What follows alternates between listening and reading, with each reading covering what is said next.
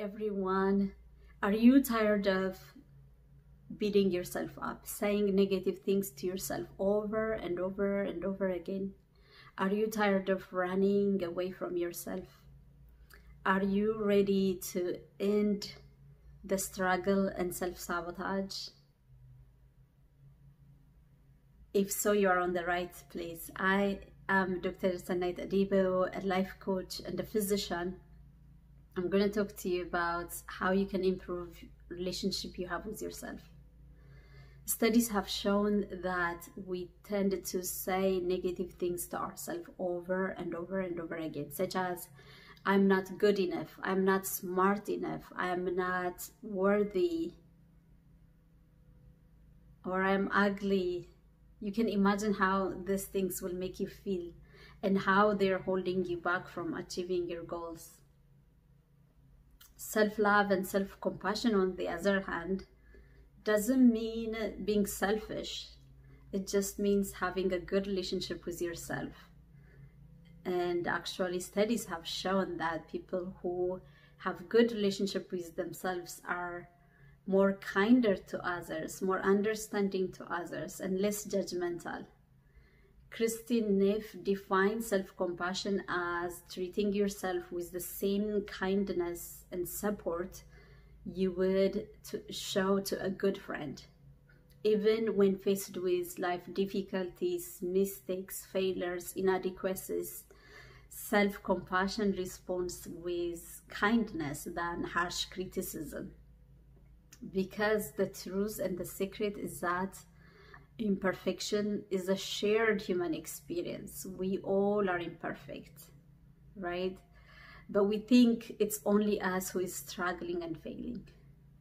We think it gets easier for others, right? But that's not the truth. Imperfection struggle is a shared human experience.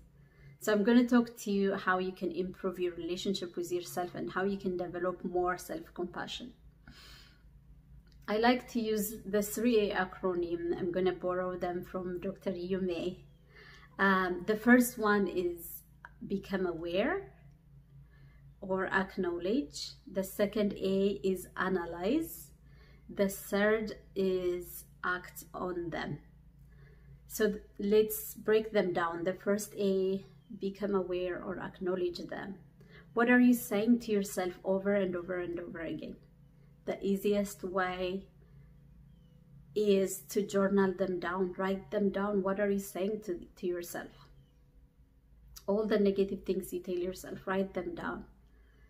While you are there, get another page and write the strengths you have, things you like about yourself as well. And you'll be surprised that you have a lot of strengths and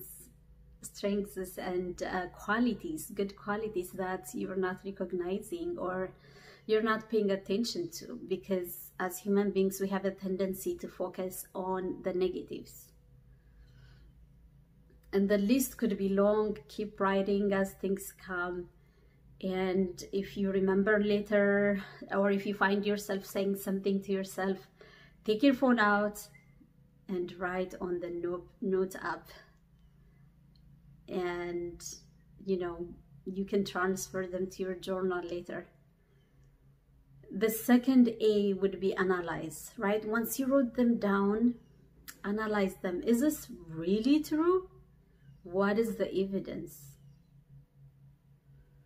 And just be curious about it. The truth is that most of us, especially when we are younger kids under age of 7, we take everything that we are told, everything in our environment, we store it literally in our subconscious mind. We don't start analyzing until after age 7. Even then, we don't have the capacity of analyzing as an adult would have when we are younger kids. And so we believe everything we are told. I know a young, beautiful girl who thinks that she's ugly. Despite everyone telling her how beautiful she is, she keeps thinking she's ugly. And that's because she was told that she's ugly by a school friend when she was younger. And she believes that. All these things are ingrained as a belief in us. And we got to do the work necessary. Ask, is it true? Why am I thinking this? Be curious. You'll be fascinated by the answer you get. And then some of the things could be true, but then ask yourself, is this serving me? Thinking this way or saying to myself this way, is this really serving me? If not, then go to the next step, act on them. So the things that are not true, release them, let them go, and replace them with what is true, right? You can also use a bridge statement. So sometimes we try to use words of affirmation and they make us even more uneasy or more stressed. Like, for example, from thinking I'm not good enough to I'm amazing. That by itself can cause kind of uncertainty and stress and discomfort, right? But instead you can use a bridge statement, something that's personal for you. From being I'm not good in my finances, you can say I'm working on improving on my finances. I'm committed to improving on whatever skill you have. Use something bridge in between where you are to where you want to go, and you can say that I'm committed to getting there. I'm working to being there. And so you can see that your relationship with yourself change when you start practicing these 3 things, and you'll see how your relationship with others is improving, and you don't get other people hostage because they don't have to behave in a certain way. They don't have to say certain things to make you feel better. You can make yourself feel better on your own, right? Or you don't have to overeat or eat the wrong food or drink or overdrink to make you feel better. And so with that, I want to introduce my weight loss program. I have open enrollment in my 3 months pilot weight loss program.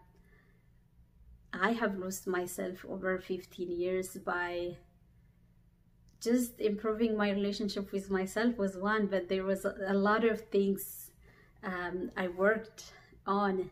And also my clients lost 15 pounds and over in just a few weeks, and they have a better relationship with themselves and they love their life. If you are committed to doing the work and to improve your relationship with yourself, to lose weight, contact me on my website. Click on the contact me button. I will leave a link below. You can also message me on social media, whichever is easier for you. I hope this was valuable for you guys. I'll see you next time. Take care. Bye.